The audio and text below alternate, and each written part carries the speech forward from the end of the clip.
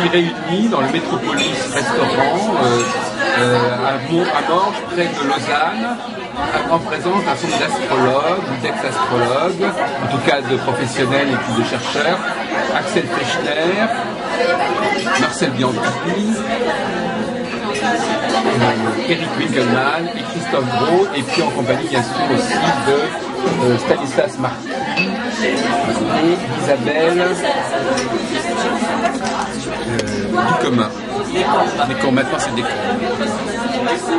Bon, alors je laisse la parole à celui qui a j'aime bien cette espèce de recul que vous avez pris. Donc expliquez-nous un peu votre parcours et où est-ce que vous en êtes actuellement. Je pratique l'astrologie depuis plus de 16 ans. J'ai eu donné des consultations payantes professionnelles à une certaine époque, mais j'ai arrêté parce que je n'arrive pas à me préoccuper des cas de bourgeoises névrosées, de gens insignifiants qui présentent des thèmes insignifiants qui sont les reflets souvent d'une vie insignifiante. Je n'ai pas plus envie de jouer à l'ersatz de psychologue contre des gens qui peut-être dans certains cas ont une paire de plaques. Et ça c'est une autre histoire. Ce qui ne m'a pas empêché bien entendu de continuer à faire des consultations pour des gens que je connais, de tirer aussi le tarot par exemple pour des gens que je connais, ce genre de choses-là. Je suis aussi l'auteur de deux logiciels d'astrologie gratuits, dont un est définitivement abandonné, qui s'appelle Castrologue, il s'appelait, parce qu'il n'existe plus, Castrologue, qui était une version améliorée de Astrologue. Je pense que les astrologues ici connaissent ce logiciel, enfin j'espère, et puis les gratuits c'est le plus connu, et puis un autre Skylander, que je ne sais pas si je vais maintenir, mais qui est en diffusion libre, et puis qui malgré tout a un certain succès. Mais c'est ma contribution personnelle à l'astrologie. Et puis je me dis finalement, je pourrais écrire des livres, j'ai des idées, éventuellement des articles de ce genre de choses-là. J'ai préféré, disons, contribuer à l'astrologie en consacrant un certain nombre de milliers d'heures, je parle de milliers d'heures, à développer des logiciels et puis éventuellement des choses d'accompagnement gratuites pour l'astrologie. Voilà. Donc finalement, vous connaissez aussi des travaux de Fatchin, par exemple, Jean-François Fatchin. Alors de nom, oui, mais ce qui fait que c'est pas la même chose que ce qu'il fait. Il n'y a pas un logiciel qui s'appelle, je vais voir, voilà. Alors vraiment c'est du commercial. C'est du commercial qu'on doit mettre, oui. Aureas, par exemple, Solarfire, ce sont des logiciels commerciaux. Astrologue, par exemple, un logiciel gratuit, donc à disposition de tout le monde, il est en français. Les miens aussi étaient, Astrologue et Skylander sont aussi en français. C'est un autre monde, c'est le monde du logiciel libre. Alors il y a plusieurs logiciels libres qui existent, de nombreux logiciels libres qui existent d'astrologie avec leur qualité et leurs défauts respectifs, leur complétude, leur cohérence, etc., leur beauté dans certains cas. Et puis bon, j'en ai fait deux, et puis voilà, parmi d'autres. Ça développe une certaine... Donc finalement, votre conception de l'astrologie, ces logiciels, ce sont des logiciels qui ont une particularité. Alors oui, ils ont une certaine idée de l'astrologie. Alors, l'idée de l'astrologie, disons que c'était plutôt une raison technique qui m'a incité à faire ça. Là-dessus, bien entendu, il y a des idées d'astrologie, c'est d'implémenter des solutions astrologiques qui m'intéressaient, comme par exemple direction primaire sur la méthode Bouchon, ce genre de choses-là, par exemple, qui n'existait pas aussi le support de base de données. Ça veut dire, par exemple, pouvoir enregistrer et manipuler, par exemple, des milliers et des milliers de thèmes, pouvoir faire des recherches très facilement sur des milliers de thèmes, par aspect, par planète, par exemple, ce genre de choses-là, par speed, par plein de choses, aussi par force planétaire. Ça, c'était aussi un de mes objectifs aussi, de pouvoir en fait refaire les choses pour qu'ils soient un code qui soit propre, qui soit aussi une application qui soit plus facile à utiliser, qui soit moins fouillie, peut-être plus accessible, plus moderne dans cette conception. C'était mon objectif. Et puis il faut dire qu'il y a deux versions. Il y a une version publique qui est en complète limitation, et il y a une version privée que pour l'instant je garde pour moi, peut-être que je la mettrai au public un jour, disons qui est beaucoup plus complète, moins de bugs, mieux travaillé, disons, beaucoup mieux travaillé, plus de thèmes, plus de cartes, plus de possibilités. Monsieur Bianchi, par exemple, Qu'est-ce que vous pensez vous pensez que c'est une bonne chose, le développement de l'informatique dans la critique de l'astrologie, ou ça a des effets pervers, que vous en pensez? J'ai pas de jugement là-dessus, donc moi j'utilise l'informatique depuis le début que ça existait. Donc, je veux dire, je parle de là, il y a 1979, 80. J'ai commencé à faire des logiciels ou à les faire adapter sur les Apple II à l'époque où on n'avait pas de disque dur. Donc, je veux dire, je travaillais avec un plotter, avec qui n'avait pas d'interface parce qu'il n'y avait pas Windows à l'époque, donc il fallait tout réaliser les développements. Donc pour moi, l'informatique est absolument extraordinaire dans l'utilisation de l'astrologie. Je veux dire, je vois pas comment on peut, pour moi, bien sûr, ne pas l'utiliser. Je veux dire, je monte à peu près 10 thèmes par jour, plus des thèmes de recherche, plus des thèmes d'élèves et de cours, parce que donc j'ai des classes et des formations sur 3 ans avec travail de diplôme à la fin.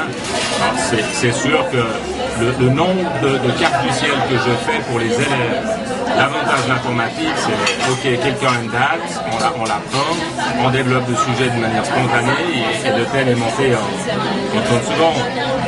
Oui, mais alors les élèves, vous parlez des élèves. Alors les élèves, ça devient plus facile de devenir astrologue qu'auparavant, quelque part. Ah, ça c'est pas évident, pas dit. Enfin, je veux dire, il n'y a plus le barrage des calculs.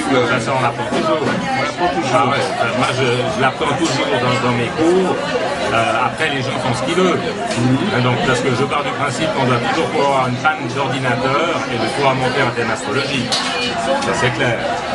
C'est en fait l'avantage de la rapidité et puis quand même avoir la connaissance derrière. Sinon, vous ne pensez pas, par exemple, que l'informatique a encouragé le développement de systèmes de plus en plus compliqués et qui finalement peuvent être gérés au niveau informatique, mais qui entraînent l'astrologie vers des formes d'expression extrêmement un peu confuses en quelque sorte? Bien sûr.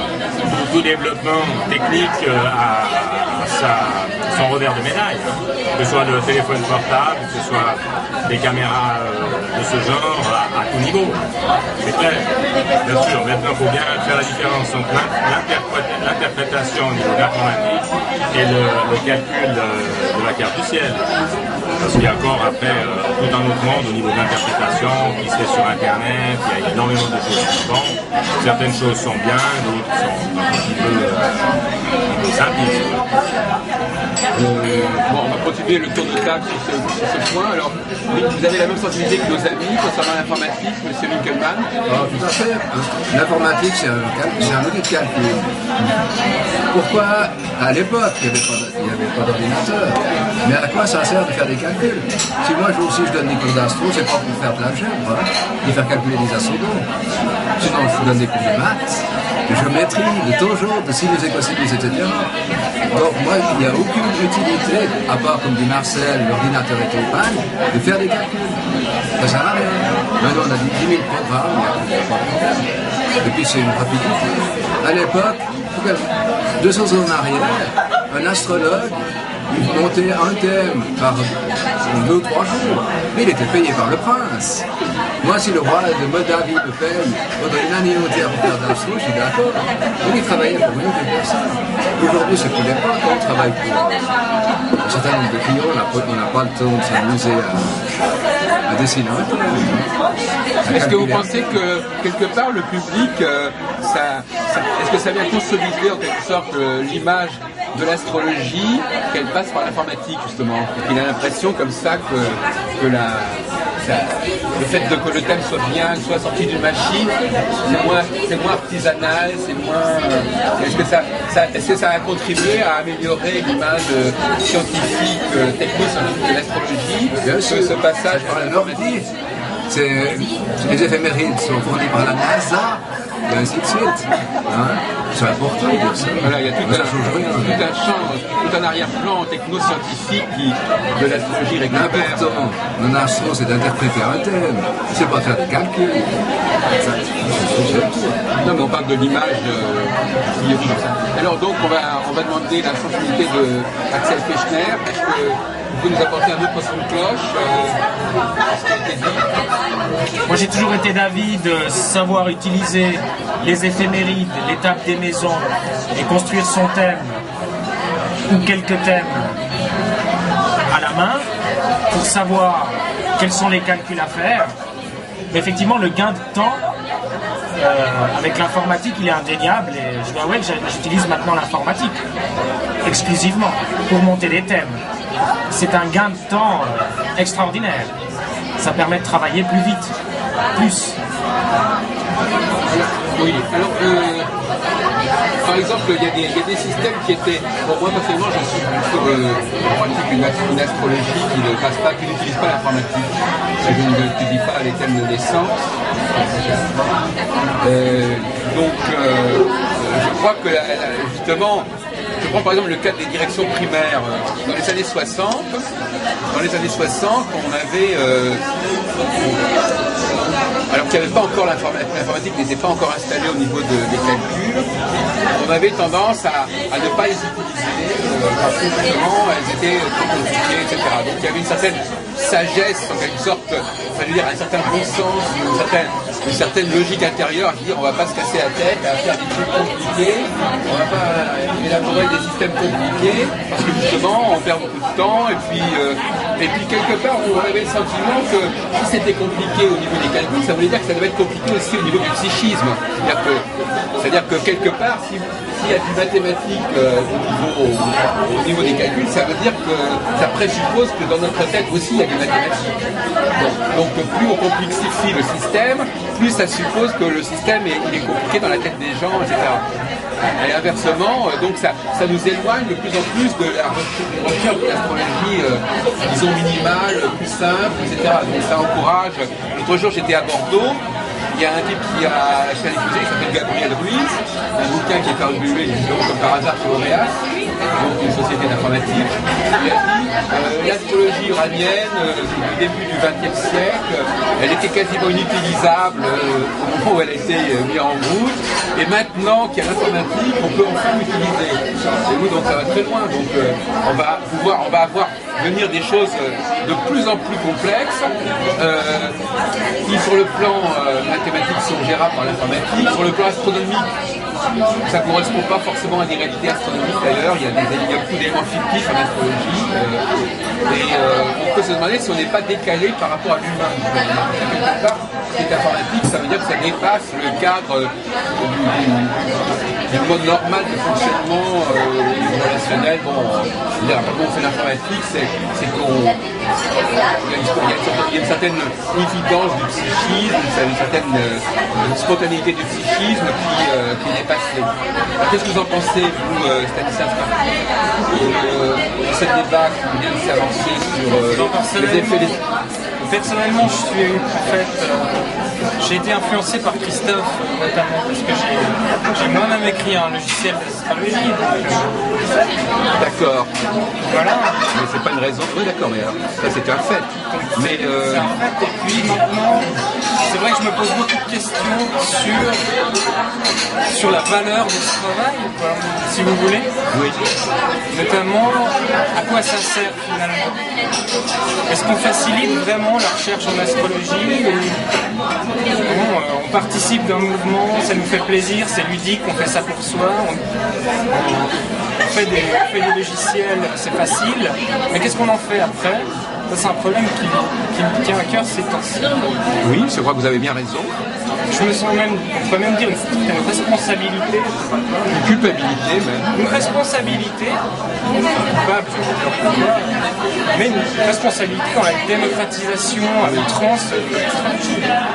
Je me demande si finalement, effectivement, il n'y a pas une sorte de nécessaire rituel qui se met en place aussi par le calcul, par le fait que ce soit manuel, qu'on prenne son temps, vous voyez, par exemple. Voilà. Justement, je voudrais revenir à Axel Fechner qui est justement psychologue par ailleurs. Est-ce que vous pensez que l'informatique, cette image de l'informatisation un peu outrance de l'astrologie, comment c'est perçu par les milieux psychologues, enfin, est-ce que ça facilite l'intégration de l'astrologie dans le monde des sciences humaines et notamment dans le monde de la psychologie, ou au contraire ça la met sur une autre planète, enfin, quelque chose de totalement décalé, une sorte de monstre technico-mathématique, complètement décalé par rapport à la psyché humaine. Je doute que des arguments mathématiques ou informatiques supplémentaires pourraient accorder du crédit à l'astrologie dans le milieu psychologique. Je veux dire même que ça peut même avoir un effet inverse. Ça peut avoir l'effet inverse. C'est tout à fait possible. Parce que ça présuppose, ça veut dire que l'astrologue présuppose, comme je disais tout à l'heure, une structure psychique extrêmement complexe. Une structure psychique qui pourrait, ça veut dire que notre cerveau, notre rapport au monde, notre rapport au cosmos est tellement complexe qu'il ne peut être géré que par l'informatique. Mais l'informatique comme on disait tout à l'heure, il y a les données objectives du thème, les éphémérides et l'interprétation qu'il y a derrière. Oui, bien sûr. Comme Astroflash avait fait dans l'équipe de Zarbo. Oui, avec Astroflash. Voilà, l'ordinateur géant qui calcule des thèmes, c'était quelque chose de relativement extraordinaire. Mais ça ne remplace pas. Il ne faisait pas que les calculer d'ailleurs, il les interprétait. Il les interprétait par une base de données, mais comment dire, autant l'astrologue que le psychologue connaît la complexité du psychisme, et l'astrologue a avec lui une représentation peut-être du psychisme qui remplace les tests psychologiques des psychologues, qui remplace 4, 5, 6 tests psychologiques des psychologues. Alors ça nous amène à un deuxième volet de la discussion qui est un petit peu dans la foulée justement, c'est le rapport entre l'astrologue et l'astrologie. C'est-à-dire quelle est la place de l'astrologue. Parce que finalement, je vous raconte une anecdote. J'ai un de mes amis qui justement s'est passé d'ailleurs sur Téléprovidence il y a quelques jours, qui me dit ce qui est embêtant avec les astrologues, c'est que chacun tient un discours différent sur le thème. C'est-à-dire que chacun interprète différemment le thème. Alors, qui dit, non mais peu importe. Alors, je lui ai dit, j'ai essayé de comprendre d'où il sortait ça. Et alors, il me dit, j'ai pris différents programmes d'interprétation, et ces différents programmes d'interprétation disent des choses totalement différentes sur les gens. Alors à ce moment-là, je lui ai dit, oui, je comprends. Parce qu'en réalité, c'est vrai que au niveau si on fait une interprétation du thème sans la personne en face de soi, sans connaître la personne, effectivement, on peut avoir des formes d'astrologie qui vont arriver à des portraits totalement différents. Mais dès que l'astrologue est confronté à une personne en chair et en os, on s'aperçoit que les discours des astrologues, quelle que soit leur diversité de principes, vont converger parce qu'ils vont se nourrir de la personne dont il s'agit. Donc vous prenez 4 astrologues, si vous les laissez uniquement à faire le thème en aveugle sur le de la personne, ils vont donner un discours totalement décalé par rapport aux autres. Mais en revanche, du moment qu'ils sont en face d'une personne, la même personne, ça va converger parce qu'ils vont capter des informations complémentaires qui vont faire que l'élément proprement astrologique va être relativisé par rapport à des données qui sont connues à tous les astrologues. Voilà, donc quelque part, le paradoxe, c'est que si vous voulez, quelle est la place véritable du thème astral dans le travail de la consultation astrologique? Ce qu'on oublie, en fait, c'est que l'astrologue, attendez, vous êtes trop loin là. Il a aussi une personnalité. Et puis, il interprète un thème en fonction de ce qu'il est. Et quand je dis ce qu'il est, c'est pas seulement sa nature, mais c'est en fonction du moment, par exemple. Donc, on peut dire, par exemple, si on interprète un thème en aveugle, il y aura, par exemple, on distribue à 3, même à 5, ici, il y a des thèmes en aveugle, il y aura des points de convergence. Et il y aura des points de divergence. Parce que certains astrologues, par exemple, attachent énormément d'importance, un astrologue en particulier, par exemple, à un point précis, par exemple, la position de Saturne, par exemple, à la position en maison, etc. Alors que d'autres, peut-être, attachera peut-être dans un premier temps l'intérêt, par exemple, à la position cellulaire, pour prendre cet exemple-là. Donc, en définitive, donc, on peut même dire qu'il n'y a pas seulement une relation entre l'astrologie et l'astrologue, il y a une relation entre ce que j'appellerais le phénomène de relation macrocosme-microcosme, le phénomène en lui-même. Il y a l'astrologie, c'est-à-dire notre perception de ce phénomène-là. Et puis, il y a en fait, dans la perception, ça veut dire peut-être perception cumulée et officialisée dans les livres, dans les cours, dans les méthodes proposées. Et puis, il y a les astrologues en nous-mêmes, qui, nous, ici et maintenant, qu'est-ce qu'ils ont fait de ce qu'ils ont appris, de leur expérience, de des théories dont ils se réclament. Ce sont trois choses différentes en réalité. Il y a aussi quand même la prise en compte de la personne. Et oui, bien sûr. Oui, c'est ça. Donc le terme, bien sûr, c'est donc vous, monsieur Danqui, est-ce que quand on va revenir au problème de l'enseignement, est-ce que quand vous enseignez parce que je crois que les enseignants ont une grande responsabilité dans ce sujet. Comment une fois que vous avez appris, ou est-ce qu'une fois que vous avez appris à vos élèves, ou en même temps que vous apprenez à vos élèves à faire les calculs, comment vous leur préparez, comment vous leur expliquez que l'astrologie, il n'y a peut-être pas que ça, il y a aussi d'autres éléments à considérer. Est-ce que vous êtes partisan d'une sorte d'astrologie qui peut tout expliquer, ou est-ce que vous partez du principe qu'il y a des éléments qui viennent compléter ou prolonger? Là, on rentre dans une question quand même très très délicate, parce que si on regarde par exemple le thème de jumeaux, bien entendu, il y a des astrologues qui vont être très très précis et qui vont dire que des jumeaux en ascendant, un par exemple à 21 degrés cancer et l'autre à 23, et que pour certains astrologues c'est une très très grande différence. Pour moi, il n'y a pas de différence. Simplement, il y a une différence dans les thèmes de jumeaux. Après, il y a leur prénom. Il y a le fait qu'un est sorti avant l'autre, ça change quand même la donne. Et on va voir chez des jumeaux des thèmes qui sont identiques au niveau de la forme géométrique. Par contre, il peut avoir des vies complètement différentes. Et c'est en fait là qu'on voit qu'on utilise que 10 ou 15% de notre cerveau, comme on utilise peut-être 10 ou 15 ou 20% ou 30% de notre thème astrologique. Et je donne par exemple l'exemple dans les classes, on peut voir deux jumeaux qui ont chacun dans l'un un soleil trigone Jupiter et en même temps un soleil opposé Uranus. Il va y avoir un des jumeaux qui peut utiliser en priorité le soleil trigone Jupiter et l'autre en priorité le soleil opposé Uranus. En effet, c'est en fait là qu'on voit ces différences de la manière d'utiliser le thème astrologique. Je donne la parole. Donc, vous disiez qu'il y avait plusieurs façons de vivre son thème en fait. Voilà. Donc on fait des choix. On fait des choix. Je ne sais pas si on fait des choix. Moi, je travaille entre autres en psychogénéalogie, en décodage biologique. Donc, je pense qu'il y a autre chose avant le thème. Il y a bien sûr le thème de naissance. Et la question de savoir pourquoi un va utiliser telle ou telle partie de son thème plutôt qu'une autre partie, ça va faire partie de quelque chose d'un petit peu plus ancien. Qu'on peut appeler les valeurs et croyances, qu'on peut appeler la psychogénéalogie, qu'on peut appeler la génétique. Parce que c'est clair, la question qu'on peut se poser, c'est pourquoi devant une même situation, deux personnes nées avec les mêmes parents au même moment vont avoir des réactions différentes, c'est qu'il y a quelque chose d'autre de plus ancien. L'astrologie ou le thème de naissance est une partie d'un point de l'évolution de l'individu, et puis on part de cette partie, et puis c'est ok, c'est parfait. Mais en effet, il y a des éléments qui sont des fois assez particuliers de personnes. Alors donc vous, Axel Fechner,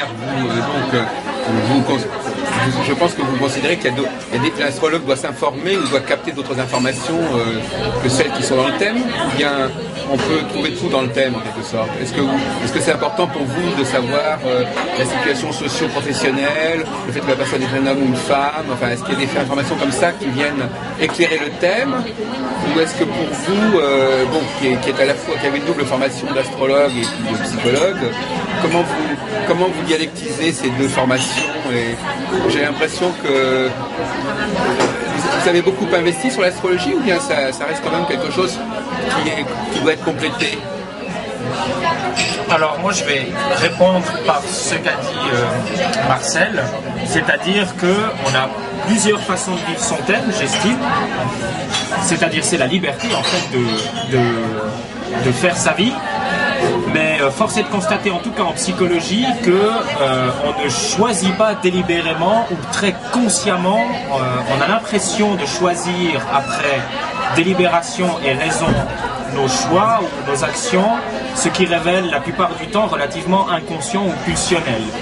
Et l'astrologie, pour ça, est comme je dis toujours, une carte des complexes et des pulsions de la personne. Et évidemment que dans bonnement 80 voire 90% des cas, la personne reflète ce que donne le thème comme profession. On la retrouve dans le thème. On le retrouve dans le thème à partir du moment où on prend comme base que très peu de personnes sont extrêmement conscientes d'elles-mêmes et agissent en toute liberté. Donc on peut parier à 80 voire 90% de chances que la situation professionnelle déduite, enfin prise par rapport au thème, corresponde à la réalité. Alors justement, j'ai d'autres questions à vous poser à tous les deux. C'est est-ce que les gens qui viennent, est-ce que l'astrologue a vocation à dire aux gens ce qu'ils sont et à leur apprendre s'ils sont, ou à être validé par le client? Et est-ce que c'est le client qui dit à l'astrologue qu'il a raison, ou est-ce que c'est l'astrologue qui dit au client vers où il doit aller? Parce que c'est deux positionnements qui sont assez différents. Il y a des astrologues qui sont plus du genre, je vais vous apprendre quelle est votre véritable nature, et d'autres qui disent, attendez, je vais vous dire quelque chose que d'après l'astrologie, est-ce que vous êtes d'accord ou pas? Donc il y a deux positions. Vous avez entendu ma question? Parce que j'étais en train de faire, vous étiez en train d'écouter quelque chose.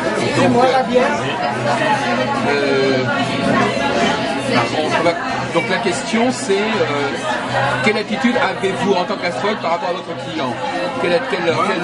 Attendez, je pose deux questions, il y a deux possibilités. Bon voilà, alors donc comment gérez-vous le rapport entre vous et le client? Depuis que je suis né, puisque moi en tant qu'astrologue je suis aussi Eric, donc j'ai ma personnalité, et depuis que je suis né, selon la PNL, je joue au petit professeur. Voilà, donc c'est la première hypothèse. Je dis aux autres qui y sont. Voilà. Et astrologie ou pas, parce que je fais astrologie et tarot. Je fais les deux. Donc je dis à la personne en face de moi qui elle est. Et donc vous n'attendez pas qu'elle vous confirme? Je mets les gars, c'est ça. Je dis qui elle est. Voilà. Je joue au maître, au gourou.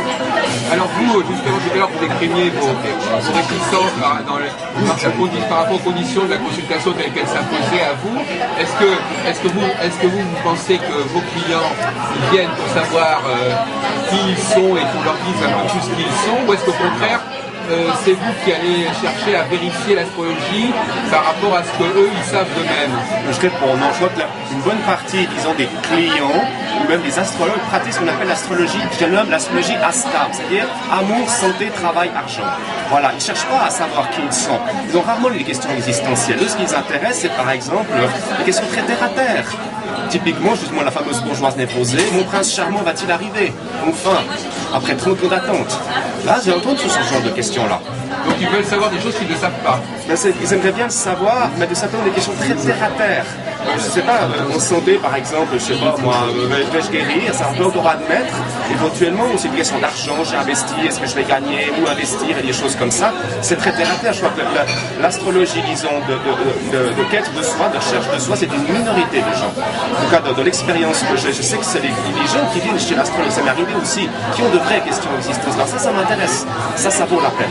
De dire, là maintenant, vous avez une bonne raison de vous trouver face à un astrologue, votre question, elle est grave, une question existentielle, ça peut être très grave. Et maintenant, je fais de mon mieux pour répondre. Là, je suis d'accord. Mais la plupart des astrologues, c'est ASTA.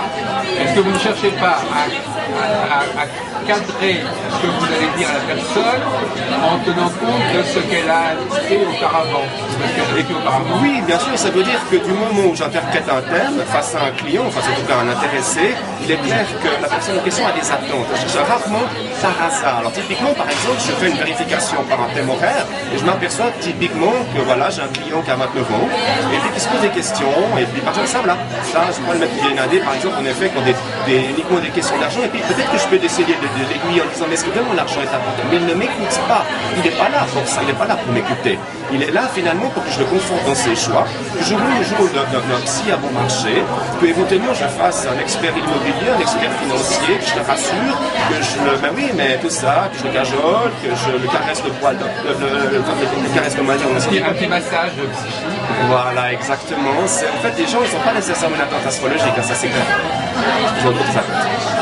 Alors, est-ce que parmi vous, il y en a qui cherchent quand même à valider l'astrologie dans le cadre de la consultation? C'est-à-dire la valider, c'est-à-dire la vérifier ou la conforter, ou est-ce qu'on est vraiment, effectivement, parce qu'il y a vraiment deux écoles, là, deux sensibilités différentes, même si ça correspond à deux tempéraments d'astrologues différents. Ceux qui disent, voilà, l'astrologie, voilà ce qu'elle a à vous apprendre, voilà ce qu'elle a à vous dire sur votre vie, voilà la grille de lecture qui est proposée pour vous, et puis ceux qui, quand même, cherchent à ce que ça corresponde à ce que les gens ont déjà comme connaissance, enfin, ils attendent que souvent il y a beaucoup d'astrologues qui disent, moi je commence à dire des choses vraies, entre guillemets, sur la personne, pour après parler du futur, par exemple. Donc, est-ce que vous avez, est-ce que vous avez un moment donné, ou est-ce qu'à un moment donné, vous cherchez quand même déjà à ce que le client soit dans l'assentiment par rapport à ce que vous dites? Ça se voit, ça. Donc, bon, personnellement, j'aime bien commencer un thème sans connaître les éléments de la personne. Voilà.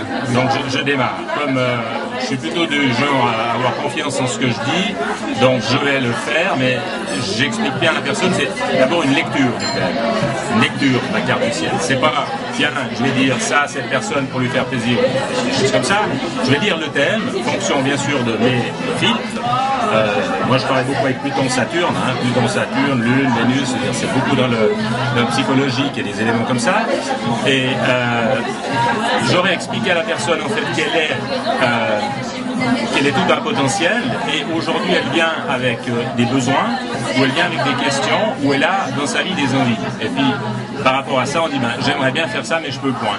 Donc ça veut dire qu'il y a un potentiel qui est inutilisé ou qui n'est pas conscientisé. Voilà. Et c'est en fait faire ressortir ce potentiel de manière à ce que la personne puisse vivre de plus en plus sa vie dans la conscience. Je crois que c'est Jung qui disait tout ce qui n'est pas mis à conscience se vit sous forme de destin. Hein, donc ça résume tout le niveau du thème astrologique où par exemple certaines personnes on pourrait voir à 100% que ça fonctionne et d'autres peut-être qu'à 50%. Ça ne veut pas dire que l'astrologue est mauvais. Si ça fonctionne à 50% sur une lecture juste du thème est cohérente, c'est que la personne elle a mieux utilisé certains éléments de sa conscience pour aller vers le meilleur d'elle-même. Donc quelque part, si vous dites des choses qui ne sont pas de l'ordre du conscient, vous n'êtes pas forcément dans l'erreur. Voilà. Ça veut dire que vous ouvrez des perspectives nouvelles aux clients. Donc moi c'est un peu ce que je dis aux étudiants. Je leur dis de toute façon, vous ne risquez pas de vous tromper en astrologie parce que de toute façon, ou bien vous dites des choses que la personne sait déjà, et elle dira bon ben d'accord en effet, mais si vous leur dites des choses qu'elles ne savent pas, elles diront ah c'est intéressant, c'est un autre aspect de ma personne que vous révélez, donc il n'y a pas trop de risque en fin de compte. Je veux dire qu'il ne faut pas trop stresser les élèves, il ne faut pas trop stresser les étudiants quand ils abordent la consultation en leur disant attention vous allez vous planter. Qu'est-ce que c'est? Alors justement ça me pose la question, ça m'amène à sauter sur notre question, c'est est-ce qu'on peut rater, est-ce qu'on peut se tromper en astrologie? Est-ce qu'il y a des moments où on se dit vraiment il y a quelque chose qui n'a pas bien fonctionné, je me suis complètement planté, ou est-ce qu'en réalité de toute façon c'est jamais comme il y a toujours un moyen pour la personne qui vous écoute d'intégrer ce que vous lui dites et de lui donner du sens, donc il n'y a jamais d'échec en fin de compte. Est-ce qu'on peut vraiment, est-ce que vous imaginez par exemple parfois par exemple il y a des gens qui testent de nouvelles méthodes, ils disent ah j'ai essayé cette méthode là ça marche pas du tout. Est-ce qu'on peut dire qu'une méthode l'astrologie ne marche pas du tout, vu la complexité de la consultation, de la relation avec le client. Est-ce que, par exemple, monsieur Winkelmann, vous pouvez nous parler de l'échec en astrologie? L'échec en astrologie. Alors si on fait de l'astrologie psychologique, comme vous dites, on ne saura jamais le taux d'échec. Ça ne veut rien dire. Mais si vous faites de l'astrologie de prévision sur le futur, ben oui, il y a un match de football ce soir, on peut mettre des astrologues, ils vont nous dire qui gagne. Et à la fin de la soirée, on sait qui a tort, qui a raison, si tout le monde on est OK. Mais quand on parle de méthodes, il y a des méthodes dites traditionnelles. En général, ce qu'il faut... Les astrologues, quand ils font par exemple des prévisions, ils n'utilisent pas qu'une méthode. Ils en utilisent 2 à 3 parce qu'ils font des checks. Vous voyez ce que je veux dire? Les causiers, la révolution, les progressions, le tarot, ils mélangent tout et ils essayent de tirer quelque chose. Et ça réduit vachement les causes d'échec. Si vous avez 3 méthodes qui donnent plus, vous êtes à peu près sûr. S'il y a une méthode qui dit oui, l'autre non, la troisième on sait pas, ben on dit rien. On reste prudent. Est-ce que vous ne pensez pas que l'échec vient aussi du fait que l'astrologue va trop loin dans ce qu'il prétend pouvoir faire? C'est ça aussi qui est un problème. Alors, sur Terre, citez-moi une science où il n'y a pas d'échec. Non, mais je veux dire que l'échec peut venir du fait... Parce qu'on a l'impression, alors ça, je critique le monde extérieur, parce qu'un astrologue devrait toujours avoir raison, mais le type qui fait la météo, le type qui prévoit la bourse, il peut se tromper. Non, attendez, vous voyez ce que je veux dire? L'espèce humaine, on n'est jamais à 100% de la vérité. Ça n'existe pas. Il faudrait aller avant le Big Bang et être gros seigneur. Non, mais le débat, c'est est-ce que l'échec ne vient pas aussi du fait que je demande à l'astrologie plus qu'elle ne peut donner? Oui, bien sûr. Donc c'est un autre problème. Il y a des gens qui se mettent délibérément en situation d'échec.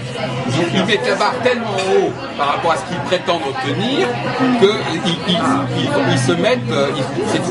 c'est presque suicidaire. Donc il y a des astrologues qui sont suicidaires parce que, croyant bien faire, croyant pouvoir mener l'astrologie tellement loin, ils multiplient par la même les occasions d'échec. Qu'est-ce que vous en pensez, Axel?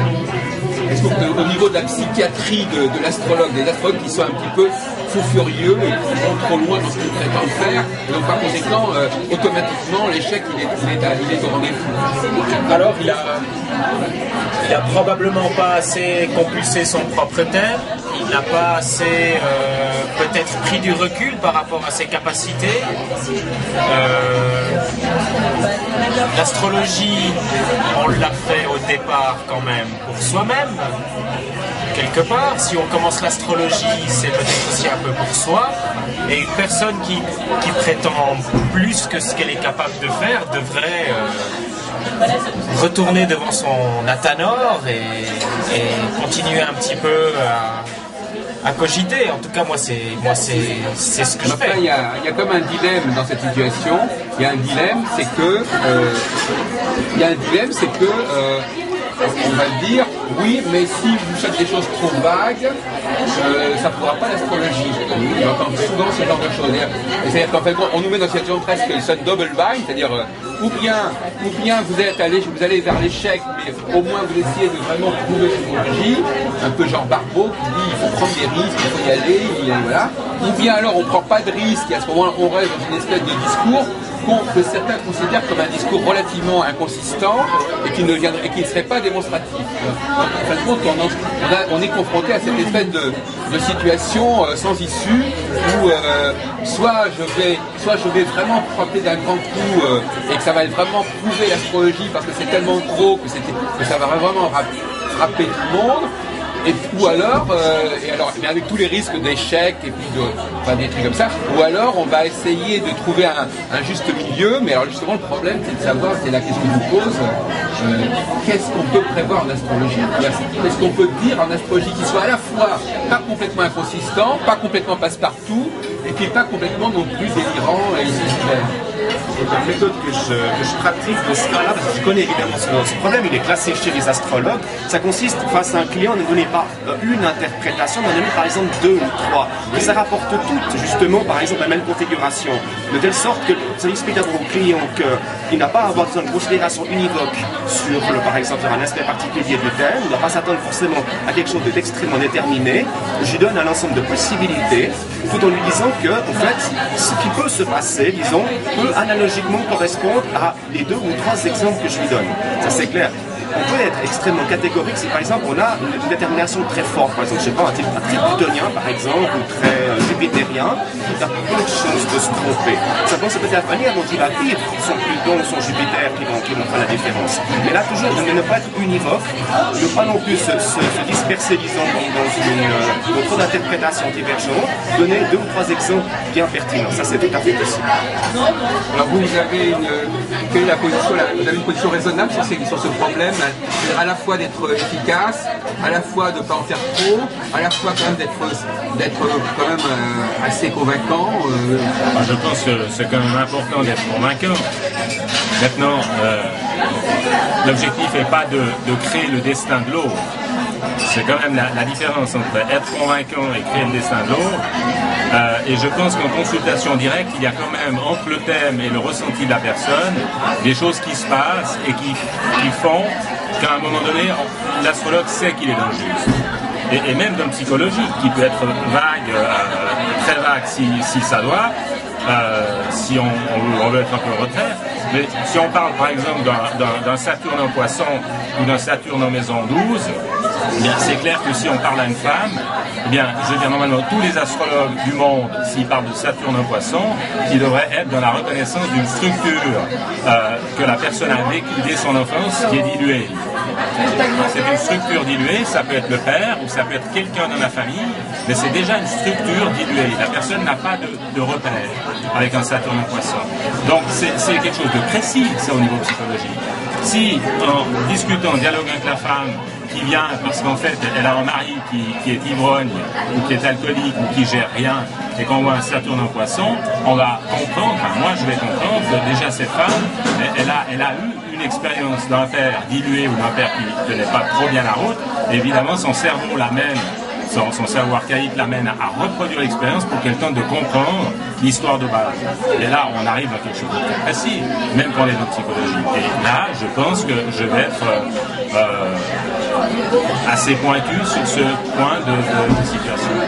Et vous Axel, comment pensez-vous qu'on devrait procéder pour que l'astrologie à la fois ne soit pas excessive dans ses prétentions et que en même temps elle puisse avoir un discours qui semble efficace?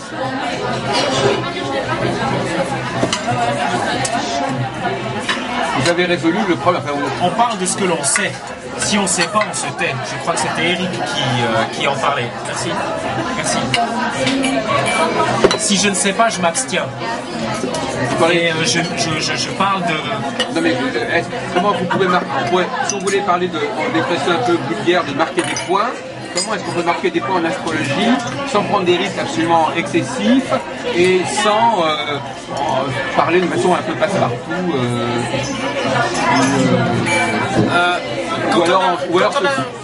on mise aussi un petit peu sur les statistiques, c'est-à-dire que quand quelqu'un vient vers vous en disant tu peux faire mon thème natal, c'est quelque part on se doute que il y a quelque chose. On va pas chez le médecin pour rien, chez le psy pour rien. Donc, il y a déjà un parti très positif. Enfin, oui, voilà, à moins de trouver des coordonnées de quelqu'un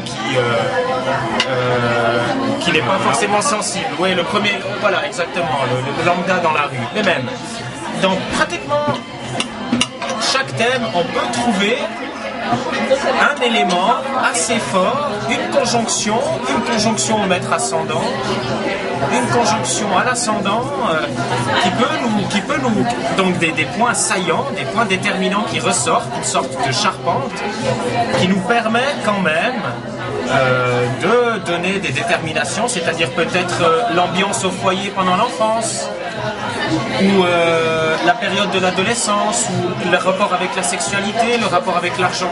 Donc là, contrairement à ce que dit Christophe, là vous allez quand même vous confronter à un vécu de la personne qui va ou non correspondre à ce que vous allez dire. Oui. Oui, mais... qui va être censé devoir correspondre. Qui est censé devoir correspondre, mais... Et qui pourrait ne pas correspondre. À moins que la personne Non, mais Malheureusement, les gens sont tellement peu libres qu'ils reproduisent les carrés et les oppositions de leur thème. On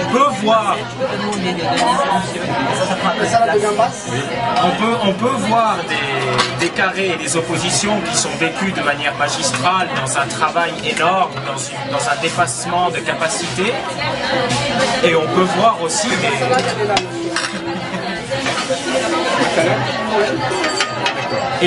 des conflits sans fin également.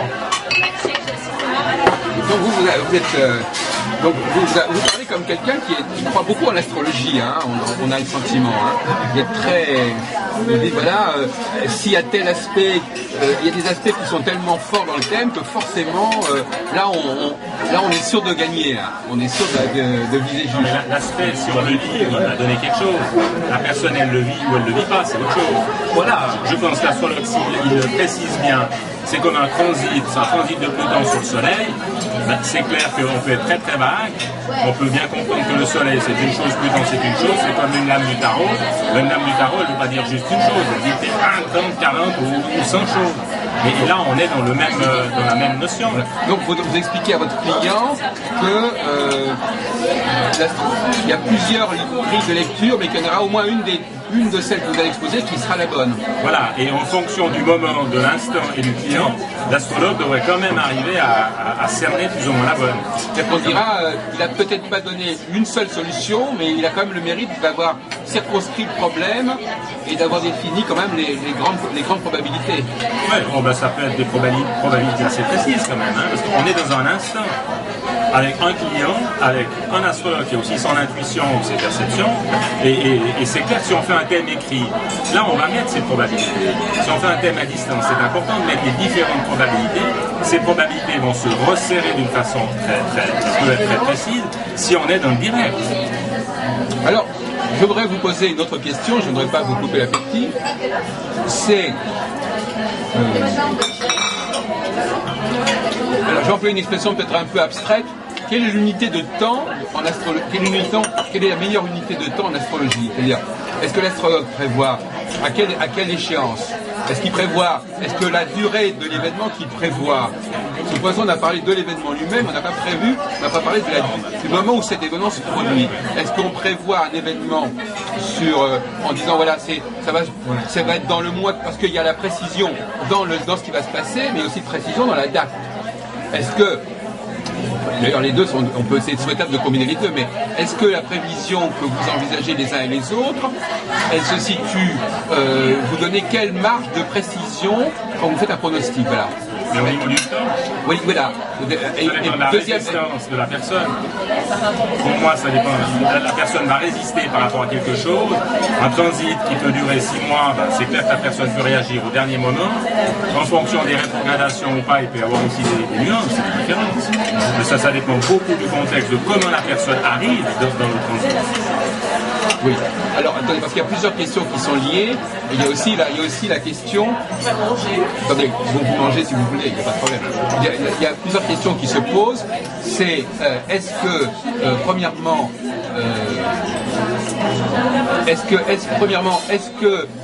il est intéressant de faire des prévisions sur des événements à très court terme? Ou est-ce que l'astrologie a plus vocation à faire des prévisions qui vont déterminer des grands moments ou des grandes phases, par exemple? Ça, c'est chaque astrologue. C'est aussi le choix de type d'événement et le type d'échelle d'événement qu'on a décidé de mettre en avant dans le travail de l'astrologue. Vous avez dit il y a des méthodes qu'on emploie et puis des désirs du client. Il est clair, si par exemple, lui, il a des besoins à long terme, je n'emploierai peut-être pas la même méthode. Par exemple, je m'intéresserai aux directions, je m'intéresserai aux progressions, révolutions solaires, pour cerner dans un premier temps à quelques mois après. Et puis ensuite, éventuellement, avec les transits, je commencerai à voir est-ce qu'il y a des correspondances. Est-ce que tout d'un coup, il y a des moments précis où il y a un ensemble de facteurs astrologiques qui coïncident sur une durée de temps précise. Donc là, on peut affiner, ça c'est clair. Après, on affine. Par exemple, si c'est en fonction de Pluton, après, éventuellement, en fonction de planètes plus rapides, comme Vénus, pour éventuellement la Lune. Dans certains cas, on peut donner des... On a l'impression, à vous écoutant, M. Gros, que, vous êtes tributaire de la demande du client, ce qui est quand même peut-être pas une situation qu'il faut absolument accepter nécessairement. Et deux, vous êtes tributaire des potentialités de l'astrologie, qui effectivement a un clavier tellement vaste de possibilités que effectivement l'astrologie peut aussi faire ça. Alors, il serait peut-être souhaitable de prendre. Alors, est-ce que parce que l'astrologie peut le faire, est-ce qu'on doit le faire? Et est-ce que parce que les gens le demandent, on doit le faire? Justement, la question est oui. Il y a différentes méthodes en astrologie. Je vous donne un exemple. Je travaille pour une firme qui spécule sur le pétrole. Oui. J'utilise les révolutions lunaires. Donc une technique qui me permet d'être à 2 ou 3 jours de précision. Ouais. Mais je ne vais pas utiliser ça pour un client habituel. Maintenant, toute la morale là derrière, et qu'on oublie toujours, c'est qu'un astrologue qui est professionnel, il doit gagner sa vie. Et les gens ne se rendent pas compte. Non, mais c'est ça, c'est vrai, on fait une grande théorie. Ah, mais c'est pas grave, la vieille dame, lui, il a arrêté. Donc on doit gagner notre vie. Maintenant, on peut me dire, au niveau moral, un astrologue a-t-il le droit de travailler pour ces salopards qui font montrer le prix du pétrole? On peut aussi se demander ça. Mais c'est le cas personnel. Mais au niveau de la technique, on adapte les techniques en fonction du pays. Non, mais on répond à la demande comme n'importe quel magasin, n'importe quel psychologue, etc. Mais on est bien d'accord que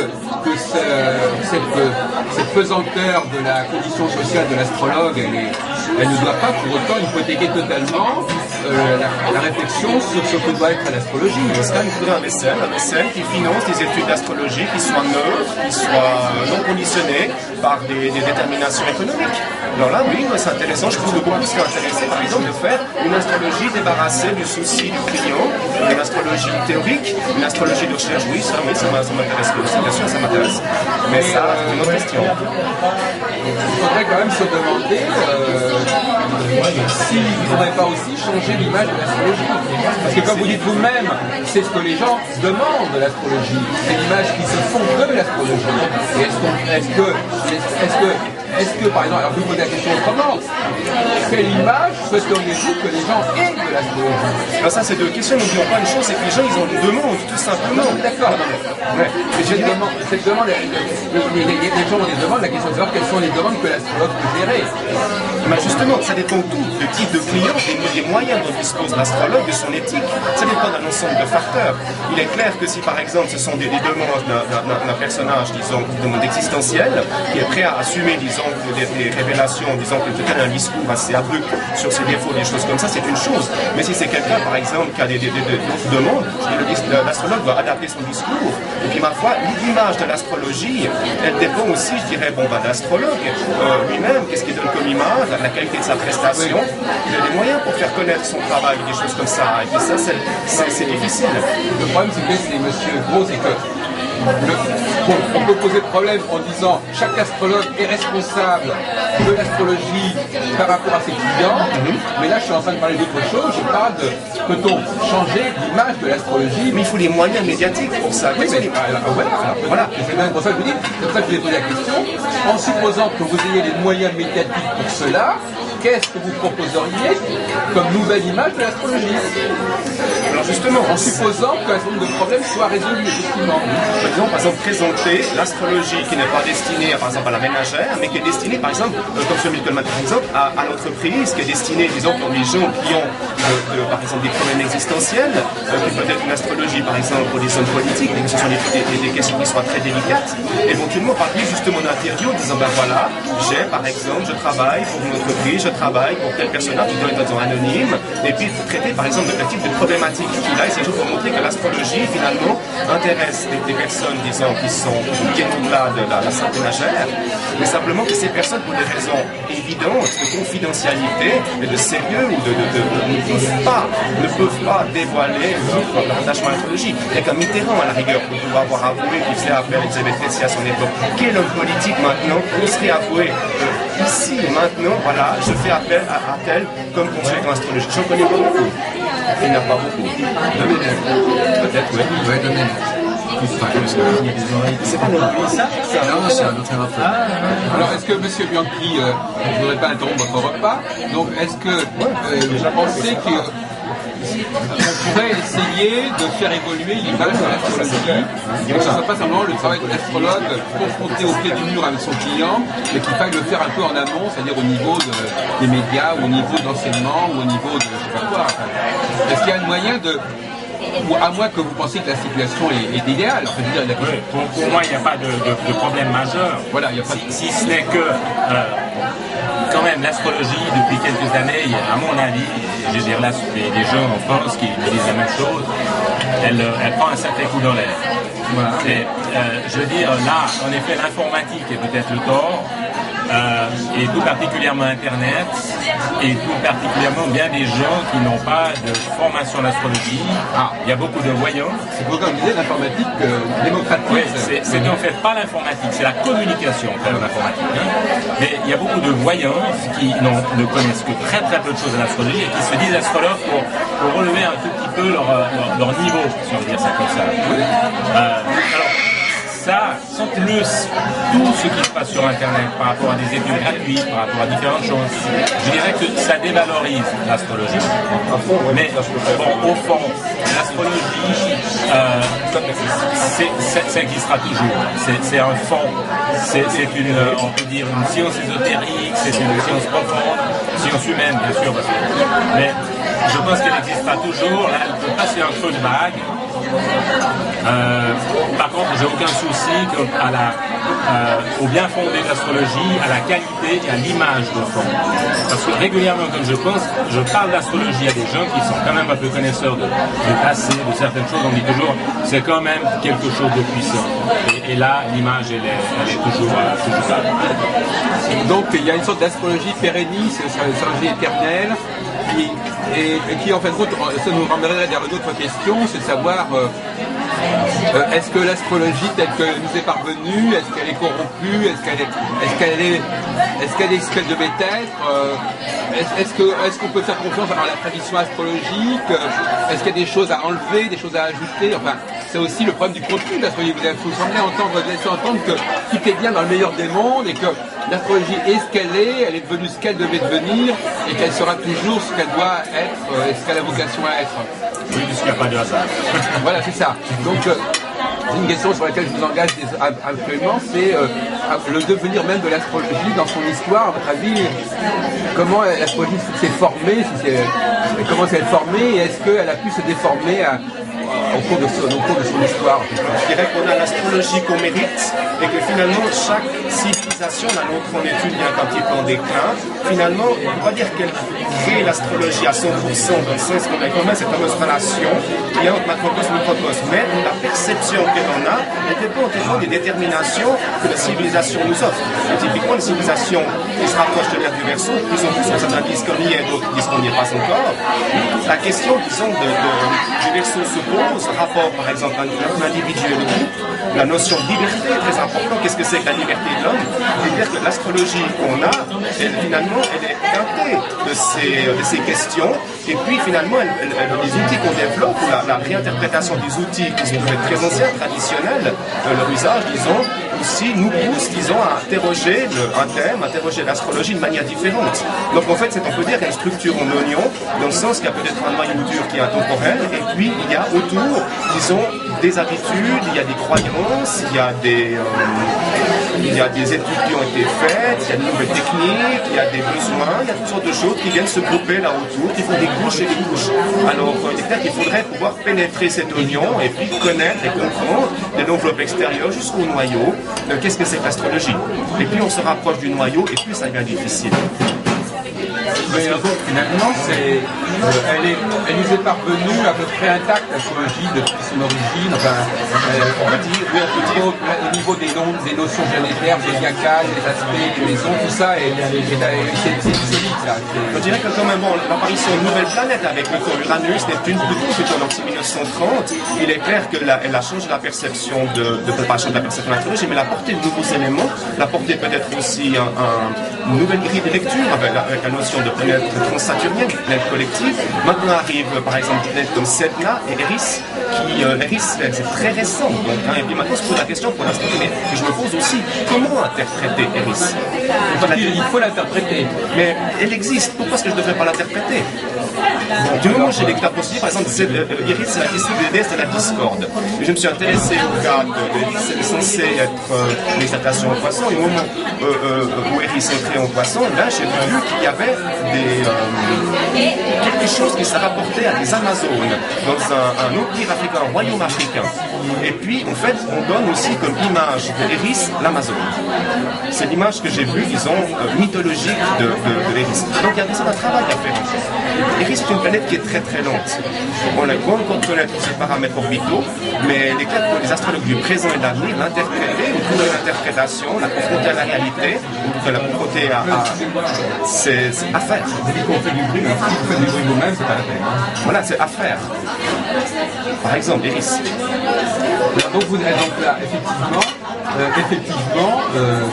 donc ces noms, ils sont inspirés en fait.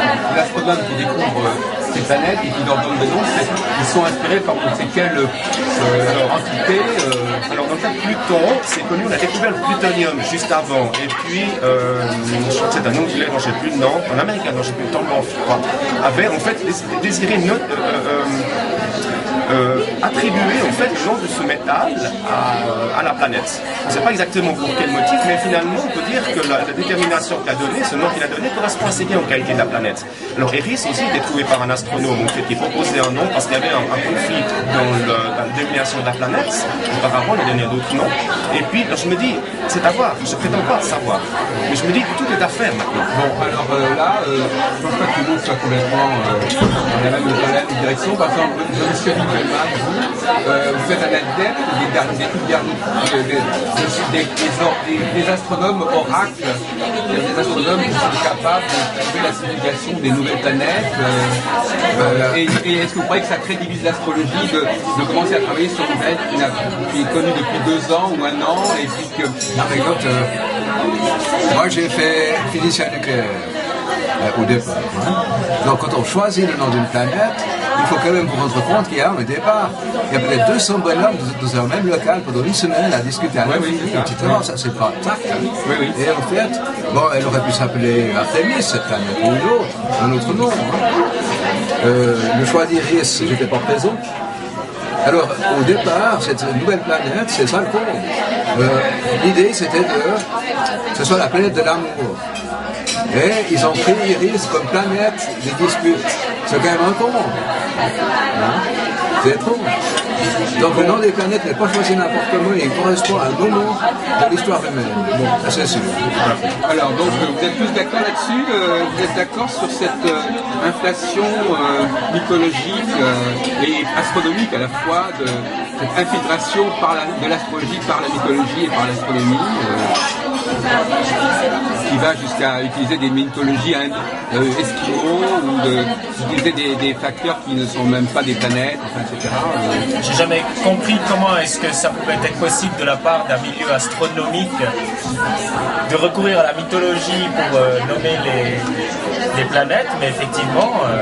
Les premiers astronomes étaient aussi des astrologues, aussi des géomètres, etc.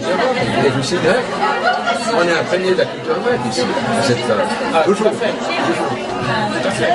Alors là, ça renvoie à un autre mais pourquoi problème. pas ne leur donner un nom de R4D6 Ça se fait, bien sûr. Oui, bon, il y en a. Voilà. Oui, donc, il y en a.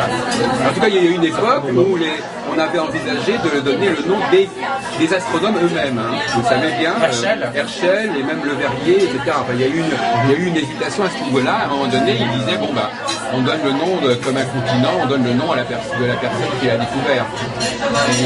C'est une option qui a été prise à la fin du XVIIIe siècle de prendre le parti de donner un... Parce que ça a été une bonne chose pour les astrologues ou pas, c'est la question qui se pose.